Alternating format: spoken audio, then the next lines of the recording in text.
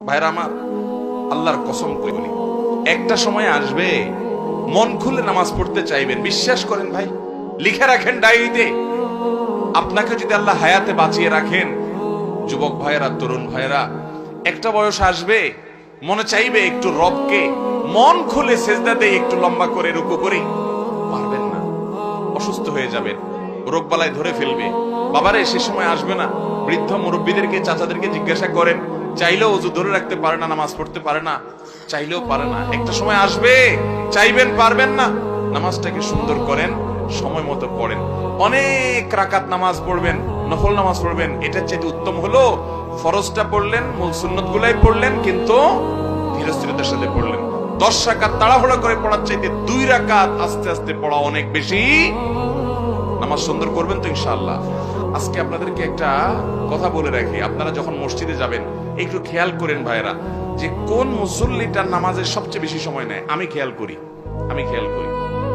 আমি প্রায় সময় বলি, আমার 2-1 বন্ধু বান্ধব আছেন জেনারেল শিক্ষিত, আলেম ওলামা না, ওনাদের নামাজ দেখলে, এরকম কয়েকজন আছে, তাদের সালাত দেখলে ভাই আমি তাকায় থাকি।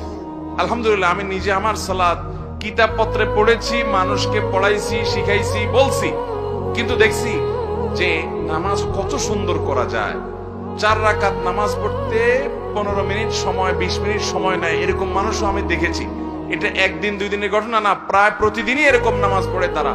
অনেক বড় বড় ব্যবসায়ী, অনেক বড় বড় শিক্ষিত, শত শত হাজার হাজার মানুষ চালাইতে হয়, এইরকম লোকজন, মিটিং সেটিং দুনিয়ার ঝামেলা আছে, সব চলে যাক, নামাজে দাঁড়াইছি, নামাজ শেষ করার কোনো কাহিনী নাই, সবকিছুর আগে ধীরস্থিরতার সাথে নামাজ। ভাইরা আমার, এই নামাজটা আমাদেরকে আল্লাহর সবচেয়ে নিকটে নিয়ে যাবে। যার নামাজ সুন্দর সে সবচেয়ে বড় আফার ক্লাসের মুত্তাকি, যার নামাজ যত খারাপ সে তত নিচু ক্লাসের মুত্তাকি। এই জন্য আমি মসজিদে গেলে খুঁজি যে আমার চাইতে লম্বা নামাজ কিনা, যদি পাই তখন ঈর্ষা করি যে তারে এবার ফেল করতে হবে, আমি তার চাইতে আস্তে আস্তে নামাজ পড়তে হবে। আমি একটু তাড়াহুড়া প্রকৃতির মানুষ, এই যে কথা বলি দেখেন হুলস্থুল করে বলি, ধীরস্থিরতার সাথে কত সুন্দরভাবে মানুষ কথা বলে, আমি পারি না, আমার একটা রোগ, তাড়াহুড়া করে কথা বলি।